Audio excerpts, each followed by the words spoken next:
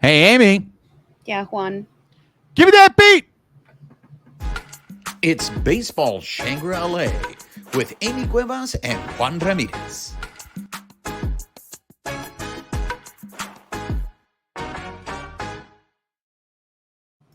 What's up, party people?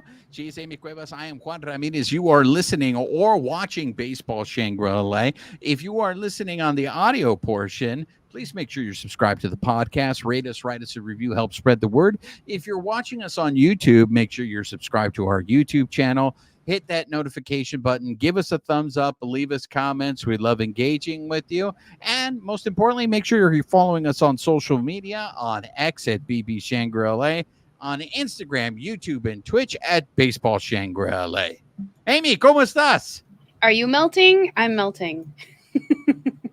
I was thinking, I didn't get a chance to see you this past weekend because my hat's off to you, Amy. You not only covered one game, but you covered two games at Dodger Stadium this past weekend during the heat wave that we were going through. And I remember watching the game on Sunday, and I don't know what was the announced attendance. I don't know if people were hiding under shade, but it looked like it was empty. Sometimes when I would look in the pavilion, I saw people, and even then I would be like, what are they doing out in the pavilion? The majority of people were under the overhang. So whether it was reserve level, field level, loge, top deck, they were all, you could see people had scooched. There were some brave souls who stayed out in the sun the whole time, and, hats off to them. Attendance was 44,207. Do you buy that? Do you think there was 44,000 in that stadium on Sunday? There wasn't a giveaway, so how are they going to fudge the numbers on that? It's not like I'm going in and I have like an extra ticket for a giveaway and I'm like, yeah, let's just show somebody this extra seat. Like, I could easily see it. Au contraire, mon frère, there was a giveaway. There was a coupon for a free bottle of water on Sunday. That's why everybody braved the stadium, was for the free bottle. All right, look, it wasn't Gold Ohtani, but it was a giveaway. Then why weren't you there? I wasn't there because I don't have a death wish. Again, I am a fat man who sweats at anything. Okay, like I sweat like a whore in church. And let me just tell you something. I on Saturday I was up in LA. I take 2 steps and all of a sudden I'm sweating. So look, I admire your courage. I admire the fact that you were willing to go ahead and do all that. But I don't know how you covered a game. There was a picture. Did you end up posting it to social media? I didn't. No, I have one though. We can maybe put it up. So I saw that Amy sends me this great picture where she's standing next to a giant fan. You might have seen it if you were watching the broadcast. I posted the fan so people could see at least like they have this huge, I don't even know how much water it holds, but it's an industrial fan on top of a water like tank. And it just oscillates and spits mist into the dugout. Did it work? Did it cool you down there for the pregame scrum? It did, actually. I was talking to somebody else, and they were like, "Are you going to go stand in that? You're going to get all wet." I'm like, "We're wet standing in the sun." So, went and stood in front of it. And, it was... the mist immediately evaporated. You never got it. There was no wetness on your skin. It was just the cool air because it was that hot. So when we were still down on the field, it was 101 degrees. By the time the game started, it was 103, which I think Eric Steven had posted something that the only other game was during a World Series game that it was at 103 because it was an earlier start. But it stayed 103 the entirety of the game. So not hats off to me. I got to sit in the shade at least. Those players were out on the field. You think of every foul ball where they start to run to a base and then get sent back and have to do it all over again. Hats off to baseball players because good grief, it was miserable. Yeah, I don't do well with the heat. Being a fat man, it's not a good combination. Don't talk about my friend that way. And so when the heat wave is like this, I don't want to leave the house. So really all I did this weekend was leave the house to go to the movies. I saw a movie in the morning and then I waited a couple hours and then I saw another movie. I don't know if you want to. I also saw Beetlejuice. So I don't know if you want to give your review. I know you saw Beetlejuice. I do. We can get into that in the comments because we have a lot of baseball to cover. But I will say in the line of movies, I am in mourning. I left my braid up from work because we lost James Earl Jones today, and he was Oh, okay. the character in many baseball movies, but as well as the voice of Darth Vader. And so, I want to. That's my bad. I wanted to tell you. I wanted to save that for the second episode because I do want to spend a little more time on James Earl Jones. But let's acknowledge the fact that we did lose the great. At the time we are recording this, which is Monday, we had just gotten the news not that long ago, about a few hours ago, mhm. that we did lose James Earl Jones. So I do want to He spend was 93 years old. So bless his heart. Rest in peace, sir. I do want to spend more time on James Earl Jones. We'll do it on the next episode. So we're going to cover baseball. We're going to recap the series against the Angelitos, and then we're going to talk about the Dodgers and the Guardians. But before we do that, let's go to our updates. Amie, because you were there this weekend, what did Dave Roberts share with you? I was actually passed out from heat stroke, so I didn't get any. No, I'm just kidding. So he did share, and maybe some of this is old hat for some people who were tuned in, but Yamamoto is set to start Tuesday against the Cubs. So he's going to make his first start since June. Gratterall was slated to start either Sunday or Monday. We didn't see him yesterday, so we could be seeing him tonight in that first game in the series against the Cubs. And then Teoscar is kind of day-to-day still. He was out on the field Sunday running around, catching balls, running drills. So they're hoping that we should see him as early as Tuesday if everything continues to heal the way that it's going. But he had x-rays as well as scans. Both of those came back negative. Clayton Kershaw is still feeling a little tender, so he's on minimal activity. He can't run. Dave Roberts said that he hasn't seen him in the walking boot, but he has heard that he has one, and basically he's just on no activity. Same thing for Gavin Stone. No baseball activity, no throwing for 10 days. They're going to try to build him back up after that, but they won't know until after the 10 days is up because they're just trying that minimal movement, or at least minimizing that to reduce the inflammation. And then Tyler Glasnow threw a bullpen on Saturday. They focused only on the fastball. It was 15 to 20 pitches. They're going to have him throw another aggressive pen on Tuesday, and he will use his entire pitch mix that day. And then they'll talk about potentially what would happen next for a sim game. So that was a mouthful. We had a lot of stuff going on this weekend, but there you go. Before we get into everything that you just discussed right there, I do want to backtrack a little bit because I know you weren't there on Friday to when Andrew Friedman addressed the media regarding the Gavin Stone injury. Now, for those of you, I had said that Gavin Stone was the litmus test to me. You know, for me, if Gavin Stone went down, then I'm going to need know, some coffee for this. Here we go. Then I don't know what to tell you in regards to these pitching injuries because Gavin Stone doesn't throw as hard as all these other guys. And in our next episode, Jack Harris wrote a great article in the Los Angeles Times in relating to these pitching injuries. But to me, I always thought, well, if Gavin Stone can find a way to stay healthy, maybe there is something to this velocity argument.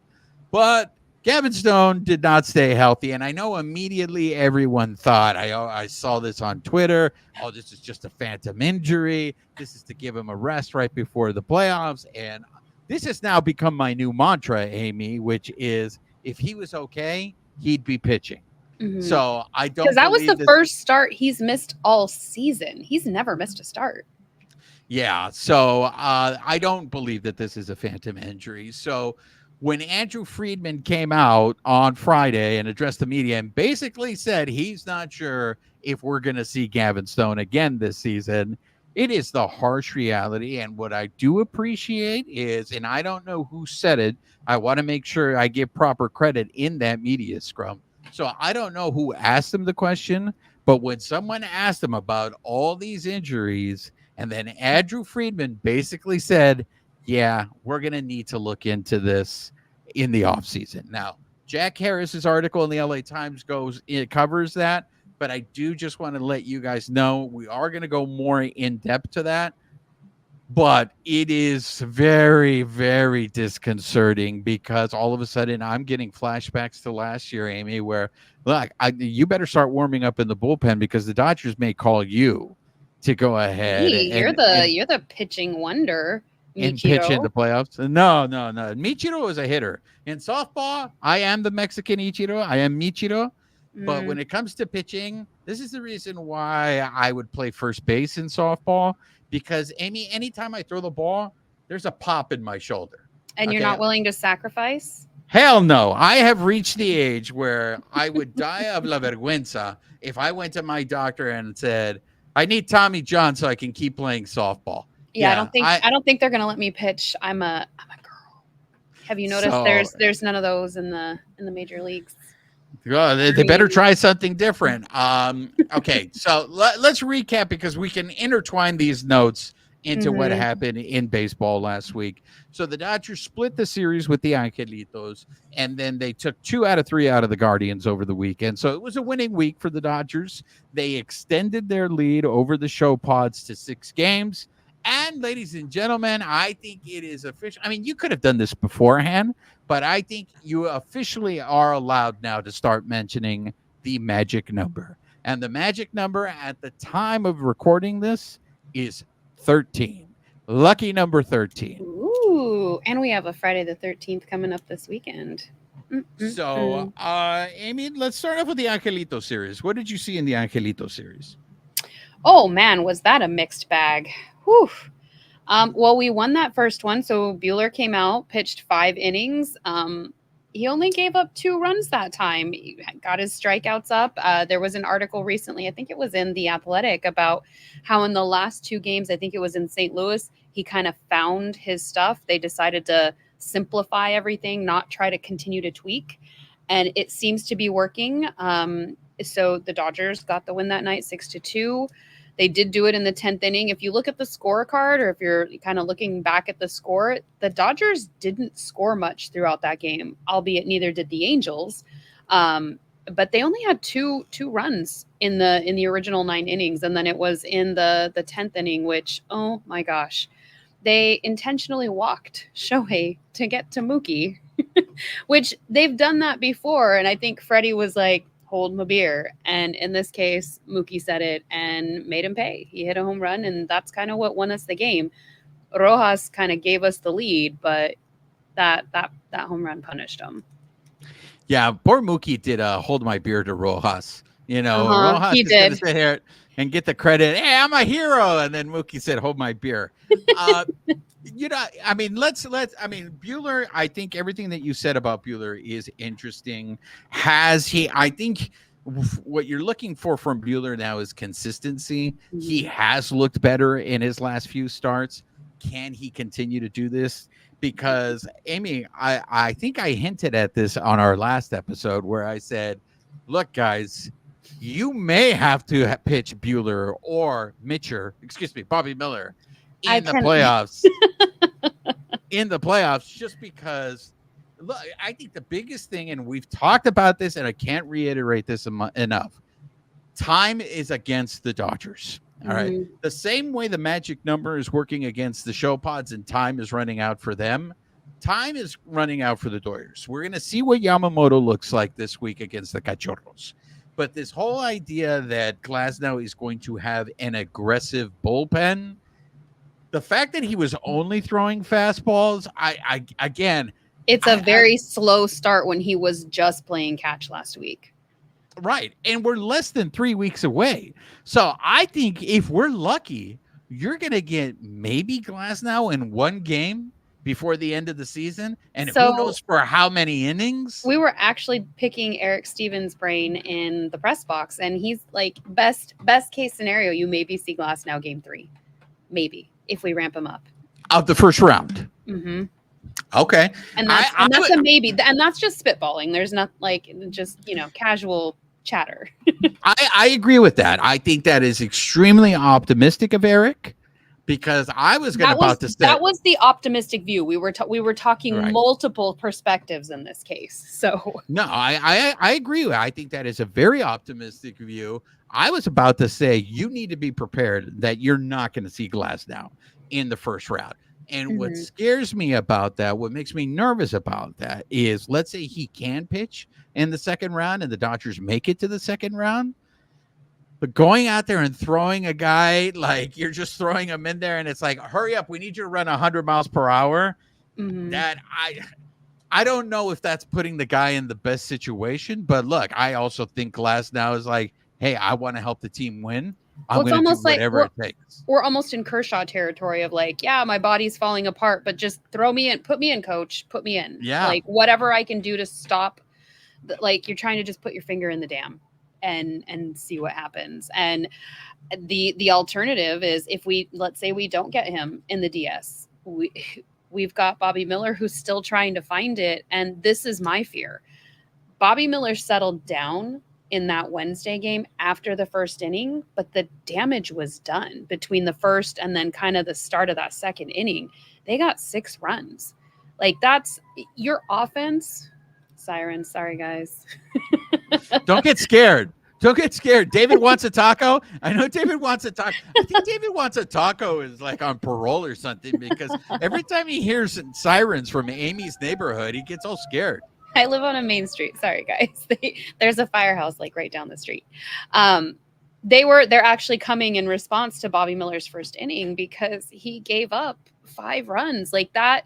If I'm the offense, that's already insurmountable to come back from. And the sad thing was we were going up against Griffin Canning, and I was listening to the radio broadcast, and they mentioned he's like the 7th, I don't want to say worst, but the 7th pitcher like in rankings of giving up runs.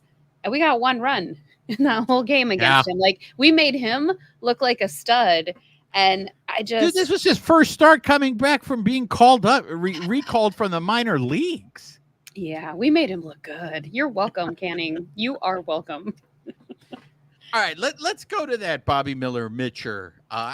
Let's just do this, Amy. Let's say that Bobby Miller has an alter ego, and whenever he sucks, let's call him Mitcher. No, Let's because call I him made Mitcher. one misspeaking of his name. No, we're not calling him Mitcher. But It doesn't even fit. I don't even know where my brain disconnected there.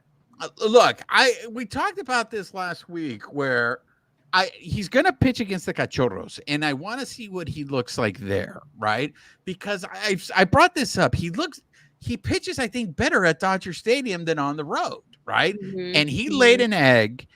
I think the comments that Dave Roberts made after Bobby Miller's start on Wednesday were very, very telling. I was kind of, sometimes it really surprises me how honest Dave Roberts can be.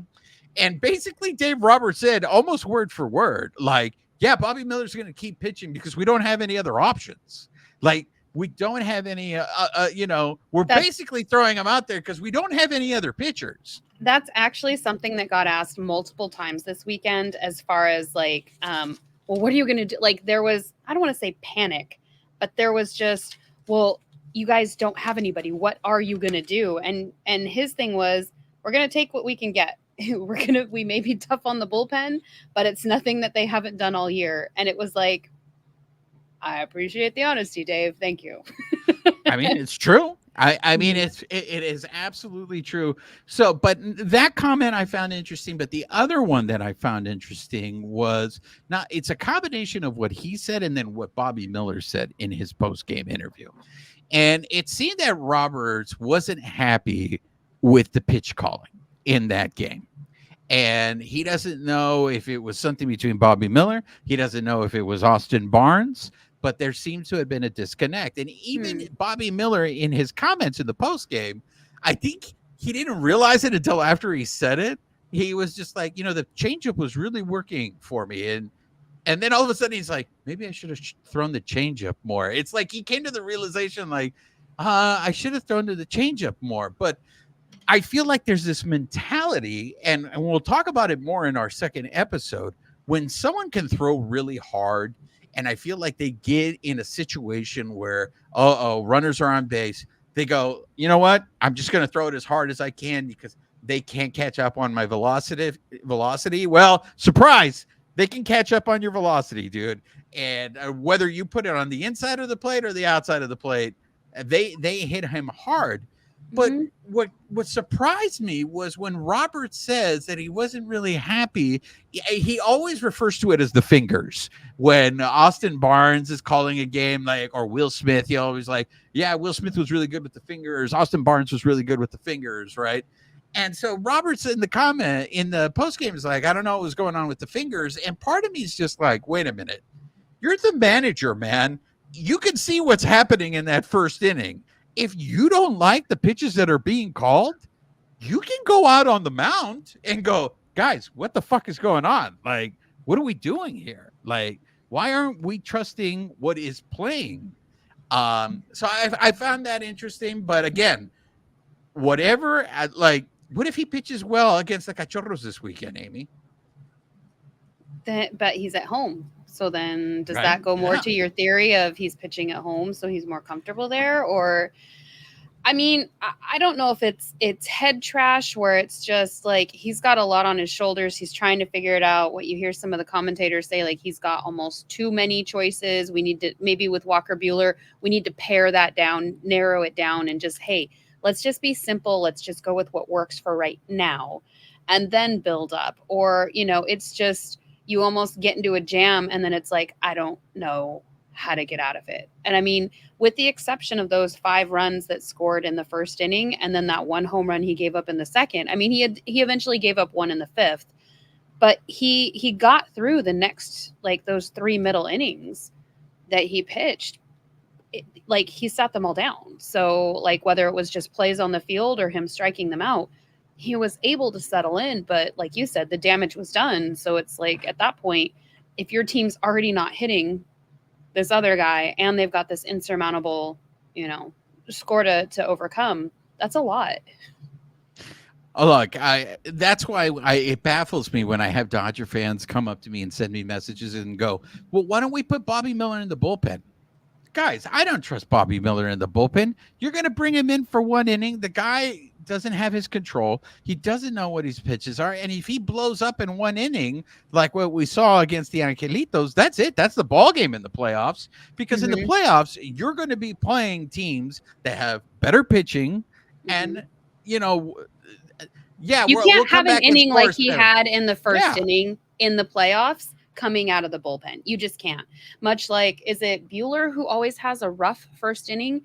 I've heard him, like, put him in the bullpen. Yeah, but if his first inning is always rough, that's your one inning. Maybe 2 you get out. Like, you use him as an opener then and hope for the best and just like, okay, here we go. But I don't know. I hope he levels out. I'd be curious to see how. Oh, David wants a taco. Sorry, more sirens are coming.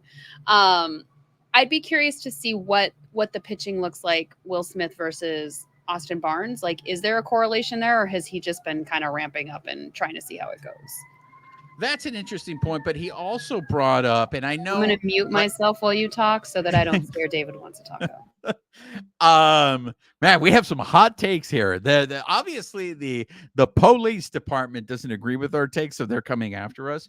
But Amy, it also came out in that post game, and you've always said this. It's not an excuse, but it could be a reason for performance, and that is the issue that he has with his knee. And it may be impacting his landing, and that's what's affecting his mechanics. Now, he said this is something that he's been dealing with since last year. So my thing is this: if the guy's not healthy and he's basically out there out of necessity, we can't put everybody in the bullpen, guys, because everything I'm hearing now, it just seems like in the playoffs, all they're going to do is throw bullpen games. Every game is going to be a bullpen game. And it's like, let's see how many innings we can get. Like, well, on can you do it that way? If we spread it all out to 1 to 2 innings, the starters just get a cut. Like, is that feasible? I'm kidding, but like, we that's might. Almost kind of what we have to do.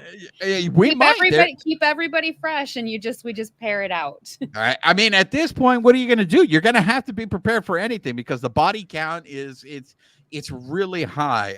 Before we leave the Angelito series, I will say this. We do need to get redemption for Kike because he did have the best ERA on the team until that last series in Arizona. So who knows? Maybe we bring Kike out of the bullpen. I mean, You're kidding, but people sent me messages after the Gavin Stone injury. People sent me messages saying, "So Kike game 1? That's what we're gonna see." I was he had one rough outing. He had one rough game. He can still come back. Amie, before we talk about the Guardian series, I do want to talk about that 10th inning in that first game against the Angelitos. You had mentioned it when they walked Shohei to pitch to Mookie. Like, I know that Mookie has wanted to hit leadoff. Mookie has had a lot of success hitting leadoff. You know, he has a lot of home runs hitting leadoff. But I have to tell you, there are many reasons why I like Shohei hitting leadoff. I mentioned it's because Shohei steals bases. I love all that aspect of it. And that prevalence has been up since Mookie went out. Like, I think, weren't we just talking about that, or was I having that conversation with somebody else? Has he been stealing more bases since Mookie went out? And that sets him up better. We talked about that in our last episode. But the other reason why I like it is because I think Mookie is clutch. I think he is more of a clutch hitter, at least this year. And he gets compared to Shohei. Overshadowed a lot with Shohei. Like, it's great that we have Shohei on the team, but it's unfortunate for people like Mookie, Freddie, because they are getting overshadowed this season with all the Shohei glamour. And Mookie he's a stellar player. All right, so 2 questions for you. One, Eric Karros on the broadcast was saying that was the right move to walk Shohei to pitch to Mookie. Do you think that was the right move? And then my second question to you, based on Mookie's reaction, did he clearly feel like he was being disrespected, and that's why he jumped? Look, let me preface all of this by saying the Angels pitcher, Angelitos pitcher, also grooved one right down the middle to Mookie. So we can't overlook the fact that he just literally just was throwing meat down the pipe. But we've talked about here. You've got to capitalize on those opportunities, though. I don't care where he threw it. If Mookie can hit it, smash it. Exactly. So, I mean, we've talked about the famous hold my beer. What do you think about those 2 situations there? I mean, it's baseball. So, I mean, this is where, for me, like, yeah. There we go, ladies and gentlemen. A little late, but 26 minutes into the program, we have our first It's Baseball. Go ahead. Well, no, because, I mean, we can what if all we want. I can say, like, you know, Shohei he hasn't gotten up to where he has been with runners in scoring position as far as hitting. So in that case, yeah, probably it is better to walk him. If people aren't realizing that and they make the mistake of intentionally walking him and then in turn kind of setting off Mookie, oops, you're bad.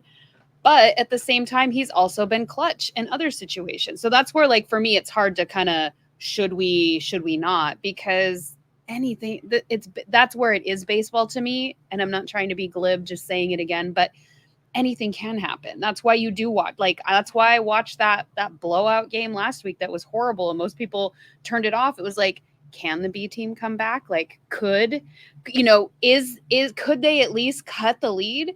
Because I want to see it. It's not over till the last out. So, I mean, in this case, potentially, yeah, walking him just because runners in scoring position, bad for that team, great for us. And then I think Mookie's going to take any opportunity to step up. Dave Roberts addressed that again this week, and I'm just trying to find my notes on everything that he said. But basically, he was saying that if you talk to Mookie about anything on the team, whether it's the position he's going to play, moving him around the field, where he's going to hit, lead off, maybe we move him to the second slot, or even just pitching in general, not Mookie, but other players.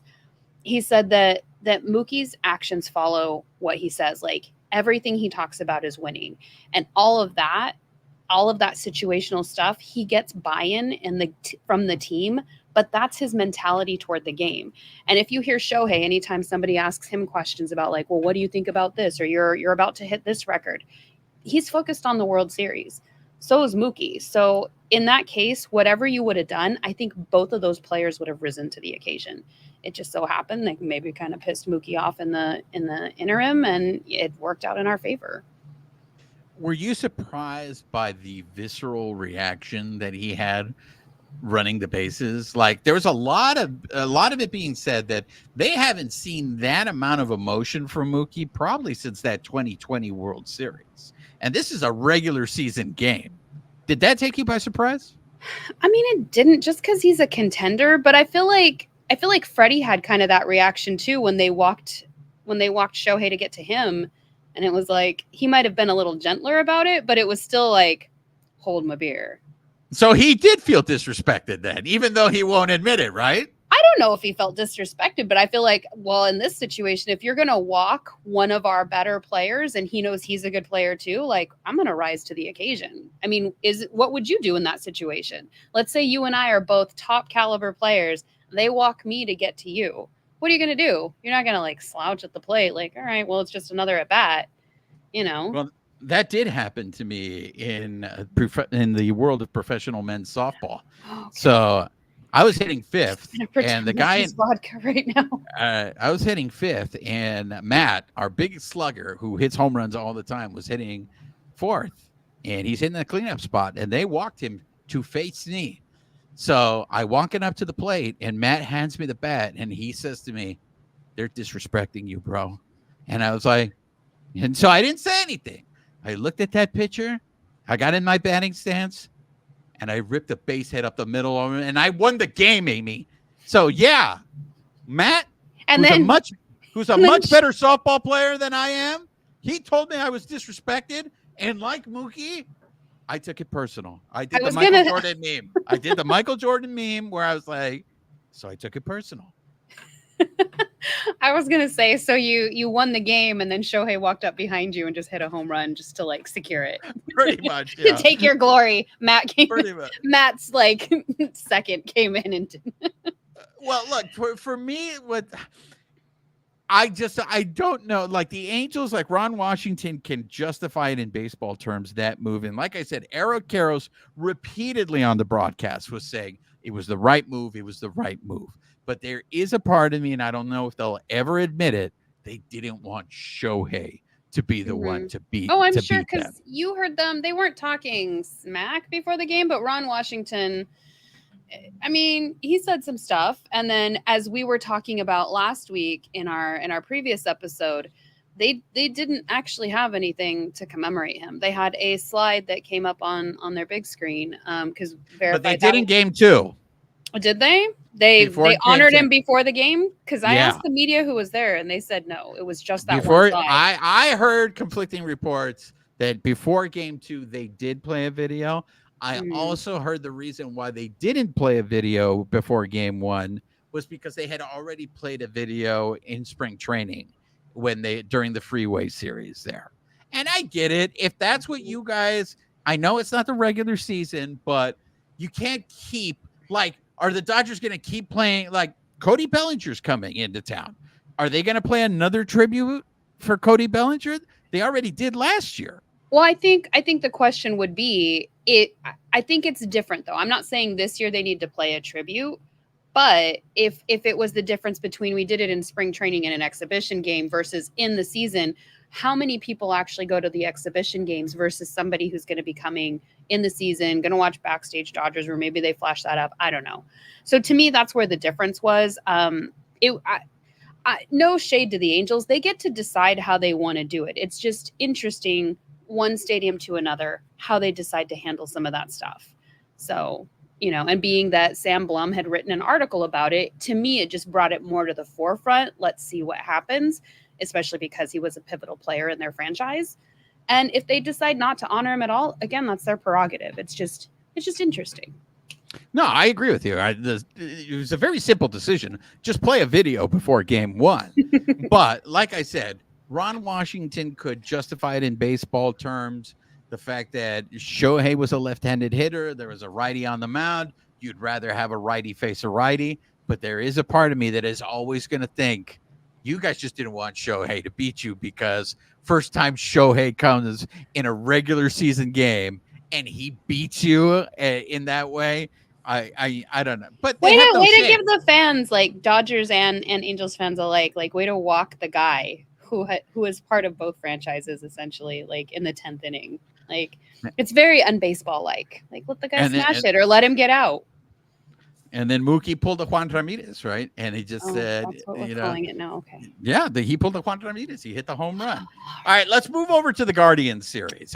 Even though I was a little disappointed that the Dodgers split the series with the Angelitos, that's a last place team. You want to go in there and get the wins, especially now that the magic number is almost getting close to being in single digits. I had that debate with some of the people that I watch games with at the brewery, and it was more to me like, yes, I want to win. I want to win as many games as we can, but at the same time, they just came off of a series where they played two big teams. And to me, like, they're probably kind of tired. Like, if they're going to drop a game to anybody, I'd rather they drop it to the Angels than, and, bolster up and get ready for the next series. So we split the series. To me, I'm like, in the grand scheme, it is what it is. No, absolutely. That's why I think it was a big deal that they took 2 out of 3 from the Guardians this weekend. The Guardians are, a first place team. The Guardians are fighting in the division. All of a sudden, after what the Doyers did to them this weekend, they only have a 2.5 game lead over the Royals of Kansas City in that division. So these are important games. So the fact that the Dodgers went in there and they won 2 out of 3 in the series, look, we've been talking about what a tough stretch this is, like that whole end of August going into now. And the Dodgers right now are doing what they're supposed to be doing. I don't think they've lost a series during that stretch. Well, and in the grand scheme, like, this is where, like, I know people hate it. We're going to lose some games.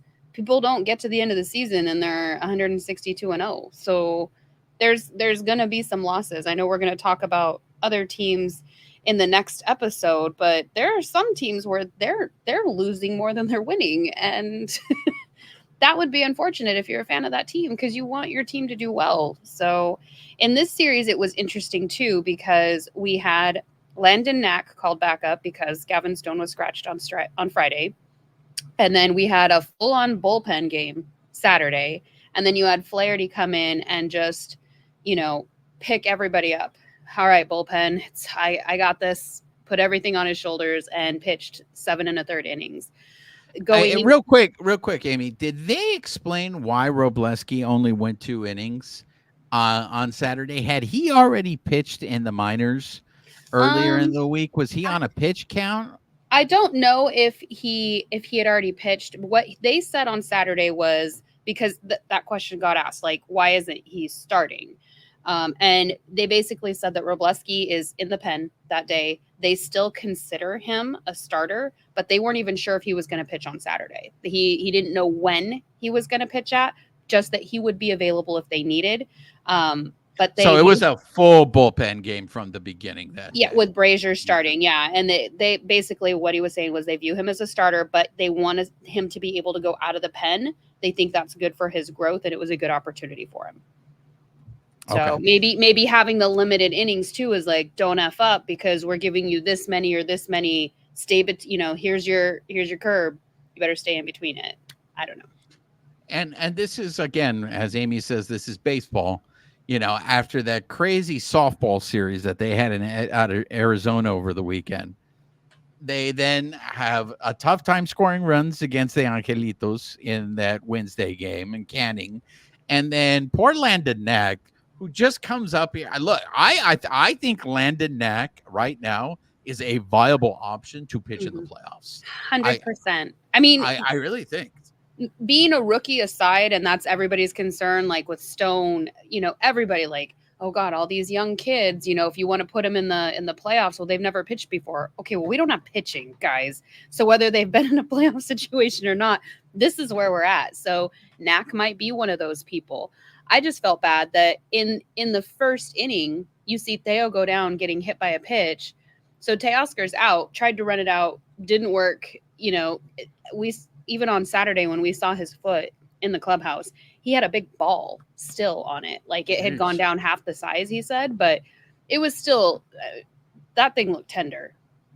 To lose him, and you've still got a pitch, but like this is a big guy in your lineup. Like he still held it down for 6 innings. He only gave up 2 runs. He struck out 8. Like pretty good job. At that point when he got hurt, I thought, man, the Dodgers are cursed. Like somebody stole the gold Ohtani, or somebody spray painted a regular Ohtani bobblehead with decoy and spray painted it gold. But there was some bad juju going on. When I saw Teoscar, I was like, oh man. And I'm over here. I was cursing pitching. And I know we're going to cover pitching in the next episode, but I was just like, this is what we get for velocity. The fact that these guys cannot command the ball. We're getting a ton of people hit by pitches. Like, I'm like, stop the madness. Yeah, and then look, and so there were 2 back-to-back games where the Dodgers could only score 1 run, and I'm just like, okay, here we go. Here's this stretch where all of a sudden the offense just goes MIA, right? But they bounced back on Saturday, which was huge because of the bullpen game. Well, in that Friday game, Shohei did get the only run. He hit his 45th home run in the bottom of the 6th. And I will say, hats off to Will Smith and Kike in the top of the 7th with that caught stealing play, because LA ended up having to challenge it and it got overturned. But that was a stellar play. Like, there's some stuff that's going on in these games where it's like, okay, guys, great job. So even though we didn't win that game, there were still some plays that are going on. Those are the things that are going to help us in the playoffs too, especially like we talked about last week. Will Smith stepping up his game and being able to catch all these batters or all these runners stealing, like, that's a big deal. Yeah, those last 2 games against the Guardians were more what I think Dodger fans want to see. The offense showed up on Saturday, and Jack Flaherty was the man. And I waited until the game was over because I wanted to see the cutoff interview. I wanted to see him come out in his cutoffs to show off. And not only that, but then afterwards, he went to the LA Sparks game, and he got a jersey from Cameron Brink. So it's like Jack Flaherty is a star, ladies and gentlemen. And he pitched like what on Sunday, because that was huge. After a bullpen game, for him to come out there and pitch into the 8th inning, like that's a big deal there. And so now, unless you want to have anything else you want to add, I want to talk about the unicorn. Do you have anything else before I turn to the unicorn? No, I was just going to say about the unicorn, the fact that he's at 46 and 46, like, speechless.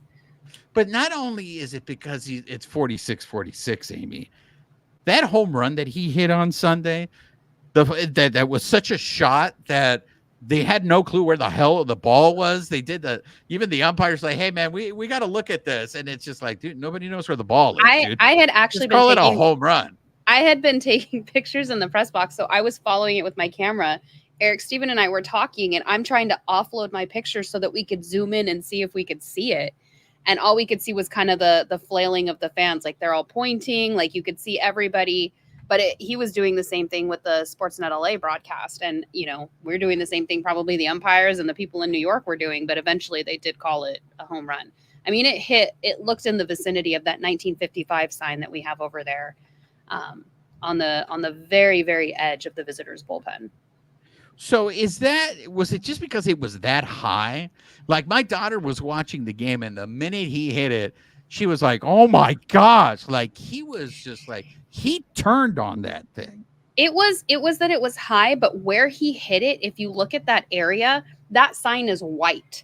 So wherever that ball smashed before it hit into the loge area, like, you couldn't see it. And so what our consensus, while we were all kind of looking into it and researching it, was like, you just couldn't see where the ball went because of the white background. Whether that's what New York was questioning, I don't know. That was our conjecture. So I want to throw out, and these are some stats courtesy of Sarah Lang. So I don't know. Do you have these? Go for it. The ones that I'm going to throw out. She's amazing. I have a bunch of stuff bookmarked, so go for it. Okay. So here's a couple of, this is a courtesy of Sarah Lang's. Okay. Shohei Ohtani has 12 440-foot home runs so far this year. That's tied for most by a Dodger in a career. Okay. In a career under StatCast with Jock Peterson. This guy did it in one season, and he's already tied the career high. That to me is insane. Dodger Stadium, here's another one from Sarah Lang's. Dodger Stadium has 55 440-foot home runs under StatCast. This is since 2015. The third fewest of any current Major League ballpark in the entire span. Petco has 52. Oracle has 43. Shohei has 8 this season. Okay. That's interesting because I have a similar one, but with different stats. Uh-oh, you're gonna take it back. Are you calling Sarah Langs a liar? No, it's her own stat. Okay.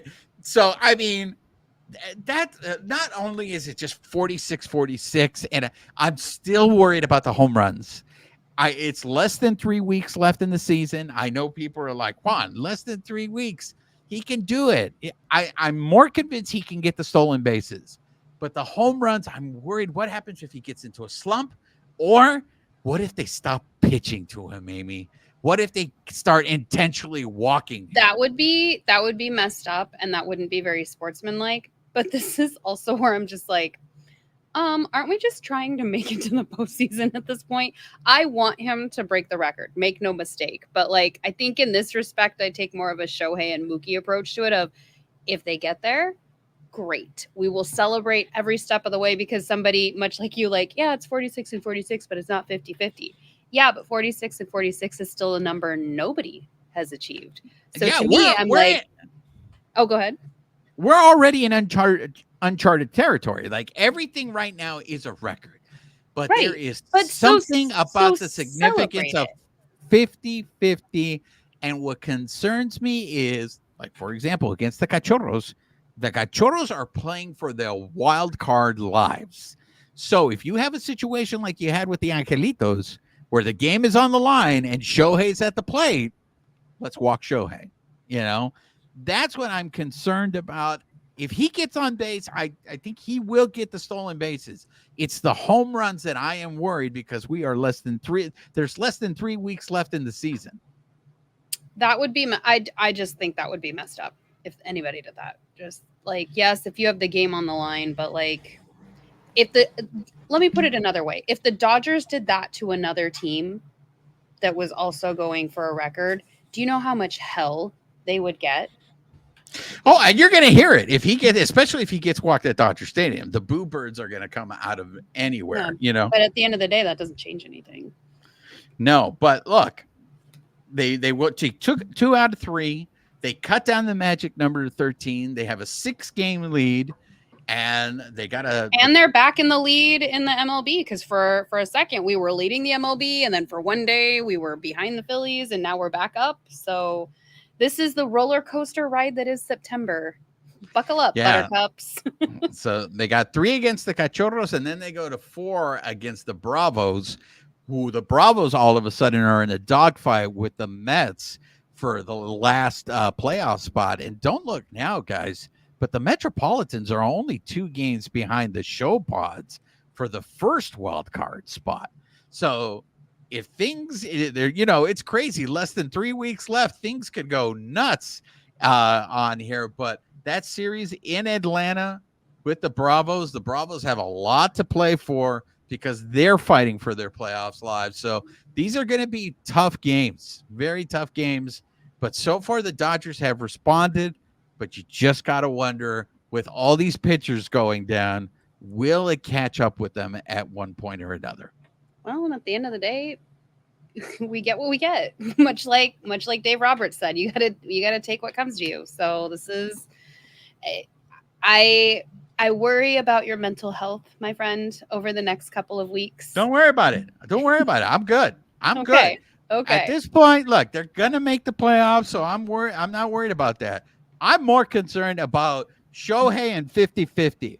Okay. We are this close. And I don't know if we're ever going to see this again, Amy. I want to see it happen this year. Oh, I do too. Being in the stadium, yes. I had a friend who was in the stadium Friday, and he was just hoping that he would get to see a home run. And he did. He got to see 45. I got to see 46 yesterday. I didn't hit it. I just got to see it, and it felt magical. Even when we watch it on TV and we know we hit it out, that's magical too. You don't have to be in the stadium. This is amazing. And this is, again, one of the things I love about baseball. It unifies everybody. We have this common goal that we're not even participating in. And I absolutely want to see him do it. But I also don't want to get so caught up in it that I get let down. So that's where I'm just going to celebrate everyone as it comes, because I don't want to get ahead of myself. And as our dear friend Siamese Vodka says, and he's a member of the Still Owners Club. Oh, yes. If Shohei makes 50-50, We do need to come up with some celebration. So we're going to open it up to all our listeners, all our viewers. If you guys have any ideas of what we can do, all of us together, collectively to celebrate Shohei going into 50-50, let us know, drop us comments, send us social media, come up with ideas. What are we going to do when Shohei does it? How are we going to celebrate that? That was a great idea. I want to give credit to Siamese Vodka for that one. Within reason. I'm putting that out there now. Within reason. Why you got to take it there? Why you got to go there? We were just talking about good times. Okay. All right. Then that means nothing. Then my warning was for naught. All right. Any last words before we wrap things up? No, it's hot. Before the police come? David wants a taco. They're on their way. No, it's not as hot as 103 in the stadium yesterday, but it's warm. Let's wrap this up. All right. Again, if you've been listening to us on the audio portion, please make sure you're subscribed to the podcast. Rate us, write us a review, help spread the word. If you're watching us on YouTube, make sure you're subscribed to our YouTube channel. Hit that notification button. Give us a thumbs up. Leave us comments. How are we celebrating Shohei's 50-50? Most importantly, follow us on social media, on X at BB Shangri-La, on Instagram, YouTube, and Twitch at Baseball Shangri-La. She is Amie Cuevas. I am Juan Ramirez. Nos despedimos con un beso. Amie, say goodbye to the people. Goodbye, people.